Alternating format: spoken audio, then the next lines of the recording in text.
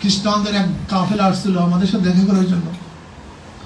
আমি বললাম দেখেন ভাই, আপনারা ডাক্তারের অপারেশনের অবস্থায় শুধু বয়ান করেন, কিন্তু ডাক্তার সাহেবের ব্যক্তিগত আদর্শ আপনার সাথে মোলাকাতের বয়ান তো করেন না। তার মানে বুঝাতে পারছি, ইসলামের শুধু যুদ্ধের সম্পর্কে আপনার আলোচনা, ইসলাম রাখায় যুদ্ধ করে, যুদ্ধ করে। আর আমি অপারেশনের সময়ের কথা, ওটা কোন সময়ের কথা?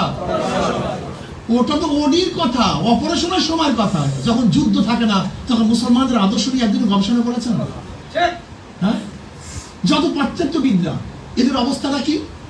মুসলমানদের শুধু যুদ্ধের কথা আলোচনা করে। ভাই ওটা তো ওডির কথা, ওডির মধ্যে কি ডাক্তার কি করে? তখন তো কাটাছিরাই করে, ওটার ছাড়া তো ভালো হবে না। কিন্তু ডাক্তার সাহেব যখন অপারেশন করে না, তখন তার আখলাক, তার চরিত্র, তার কাছে গিয়ে দেখছেন?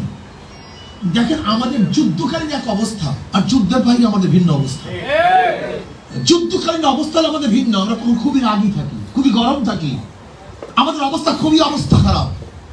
কি অবস্থা? আশিদ্দাউ আলাল কুফার। তখন আমাদের শুধু চিন্তা থাকে বিজয়। মুসলমান যখন রণাঙ্গনে নামে, তখন তাদের শুধু মাথার মধ্যে একটাই থাকে, বিজয় অর্জন করতে হবে, এছাড়া মাথার মধ্যে কিচ্ছু থাকে না। কিন্তু যখন আমাদের যুদ্ধকালীন অবস্থা শেষ হয়ে যায়, রুহামা বাইনাহুম, তখন আমাদের চেয়ে নরমও কেউ থাকে না। আপনারা শুধু আমাদের যুদ্ধের অবস্থা সম্পর্কে বর্ণনা করেন, এই পাশ্চাত্যরা আমাদের শুধু যুদ্ধ সম্পর্কে মুসলমান